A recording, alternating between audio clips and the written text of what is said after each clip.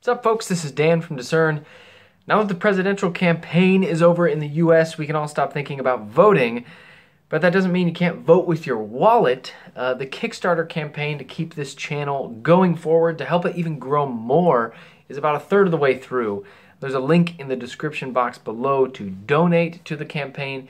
Please, if you enjoy this content, vote with your wallet. No matter how big or small, help this channel keep going, help it grow and continue into next year. All right, let's get going with this review.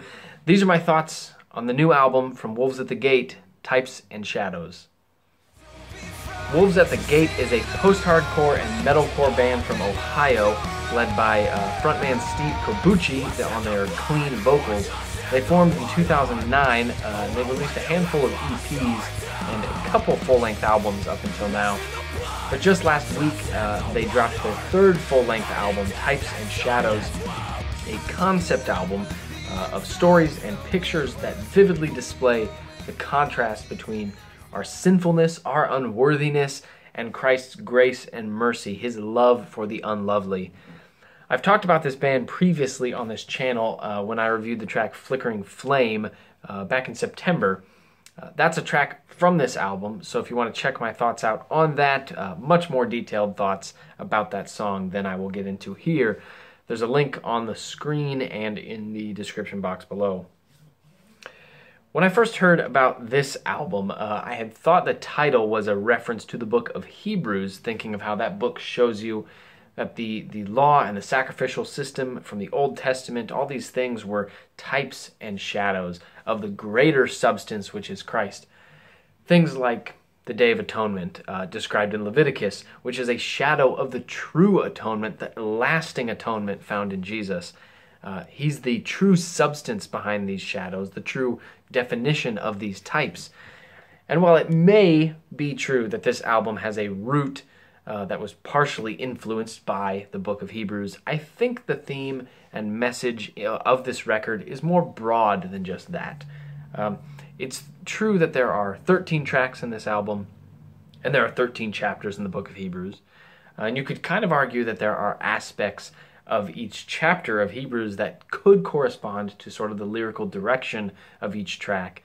But I think that might be a stretch, considering the main reason I probably even thought there was a parallel between the two is because this album is boldly and clearly Christ-centered. It's focused on his salvation of sinners. And the book of Hebrews carries that same torch, Christ-centered, focused on his saving work and his full sufficiency as the promised Messiah. They're similar in that way. They both bleed from a similar heart. So I think I feel more of a connection than there may have been purposefully crafted into this album. All that being said, this album is sort of an expected and typical release for Wolves at the Gate. I think that if you have liked their music in the past, especially the album 5x5, you'll enjoy this one. If Wolves at the Gate has never really done it for you, I doubt this will be the record to change your mind. On a lyrical level, the stories that they tell and the lines they weave are sometimes quite vivid and enthralling, like on the tracks War in the Time of Peace and Hindsight. The lyrics evoke resonating imagery and authentic characters, even historically so at times. But some of the other lyrics throughout the album, as you drill down, I guess, into the particular words and the phrases, aren't much more than simplistic rhymes, sort of like high school poetry. The themes and intent behind the lyrics are encouraging and really stand out in the context of, most hardcore bands, which seem to perpetually drown in hopelessness. Instead of continually despairing, these lyrics are balanced with a clear understanding of our sin and God's grace. And I don't think the lyrics have the weighty and complex quality to them that their weighty and complex realities have. If these lyrics are the types and shadows of the substance they're speaking about, they're not characteristically reflective of the richness of the substance. Where the substance they speak about is glorious, the lyricism here is generally mundane. That's not at all shocking, though, or detrimental to the album as a whole. I mean, I have never been too impressed by the particular lyrics from Wolves at the Gate, you know, the words and the phrases used, as much as I have been impressed by the content of those lyrics. These words, despite their familiarity or ordinary look, are still rooted in rich truth that exalt Christ and remind me of the beauty of the gospel. And I think that this is the band's true lyrical power, the broad message rather than the fine details. On a musical level, I again think this album is more of the same from this band. It's about on par with their last album in terms of quality and I guess just my overall impressions. But there are some nuances that set it apart from the rest of their discography. Firstly, this album has a darker tone, which you especially hear in the prominence of the bass in the mix. The bass sounds fantastic on this record. The tone is excellent and clear, but the mix and the song structure are two huge factors that seem to play into it. The mix isn't as packed or stuffed as some hardcore bands make it, you know, in trying to go all out. They sometimes smash the mix and just compress everything too much. But here the bass isn't competing as much within its particular dynamic range. The low end feels open enough, you know, not crushed by blistering high-end distortion. Feels open enough to let the bass drive these songs into that dark warmth, something I haven't heard from this band before. And the song structure is also a big factor to the dark and sort of atmospheric quality to the record. I mean, there's times where the guitar is more muted and softened by a big helping of reverb and delay and more minimal playing, sort of like a post-rock sound. And this just opens the mix up, you know, into a more weighty and moody sound. Throughout this album, I noticed the music tended to clump into three main categories or styles. And they generally stuck to playing within each style, but not really exploring the territory between these, which can unfortunately make a lot of the songs feel similar and then blend together.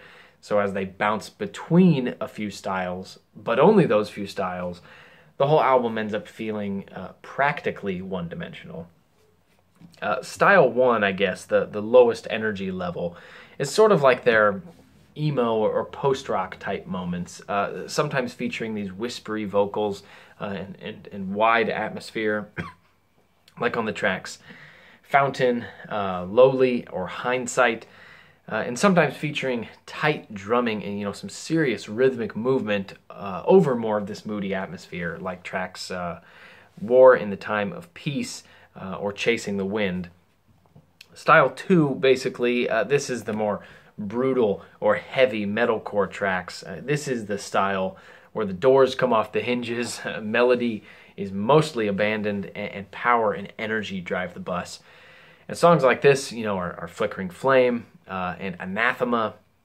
These tracks probably had the most sections like this, but you do really see these dark and scream-filled sections at other times throughout the rest of the tracks. I mean, there's moments of it on Weary Ground and Gravedigger, just to name a few. But Style 3 is the most utilized style, I think, throughout the album. It's their post-hardcore style with shouting, clean vocals, carrying substantial and even pretty catchy melodies. This is the sound of many of their hits over the years. Relief, Dead Man, The Father's Bargain, many others. The vocal melody is something you can remember, something that almost instantly sticks with you. I mean, songs like this are Asleep, which is the album opener, Fountain, which is a melodically modified cover of the very well-known hymn, There is a Fountain Filled with Blood, and Broken Bones. But, you know, you have strong vocal moments like this almost in every track. I mean, in every chorus almost. And I know their vocalist, Nick, on the unclean vocals, the screaming vocals, he said this album was their most catchy. And I have to agree, honestly. It certainly has a lot of moments with heavy use of melody, almost in the style of those Pop Goes Punk covers from years ago. You know, pop-style melodies played with grungy bite and sung with lung-bursting screams. In closing here, let's just wrap this up. I don't think Wolves at the Gate showed us anything new or unexpected on this record. I think they played it pretty safe, especially considering how many clean vocal sections took the lead in these songs, tapping into that catchy, more easily palatable sound. But I do think they pulled off a subtle variation in their tone and color as they constantly drove home a darker and more atmospheric sound with some post-rock influences. Honestly reminded me of bands like Pianos Become the Teeth. Overall, this album has been growing on me with each listen. As I become more familiar with it, I'm sort of settling into some of its predictability a little bit more. I'm not expecting more from it than it's going to deliver. And at this point, I think I'm liking it a little bit more than their previous album, 5x5, but not much more, just a little bit. If you are a Wolves at the Gate fan, I think you'll be happy with this new album. But if you're not a fan, if you kind of view this hardcore style as boring or annoying, you probably won't like it. I totally understand the thought that this isn't true hardcore, let alone metal, because, there aren't big breakdowns, vicious guitar solos, or double bass blast beats. And there are a lot of singing moments that lean toward pop punk more than metal. But that's where the label of post-hardcore usually falls these days. Some hardcore, some pop-influenced vocals, some metal punch and rage and mix it up, and yeah, that's about what this is. And on a lyrical level, it's more of the same from these guys. Not very flavorful or ornate lyricism, but certainly honest and encouraging in their content. Reminder after reminder of Christ's saving blood that covers our sins, amazing grace toward those who deserve wrath. It's an album that takes the focus off of our works, off of an introspection on the Christian walk, and focuses directly on the finished work of Jesus. And it does so through stories and tales that become types and shadows of the substance, which is the gospel. There are links below this video to listen to this album. The YouTube link actually down there will take you to a playlist from their label Solid State Records, which has a lyric video for each song. It's a great way to get saturated in the stories that this album has to tell.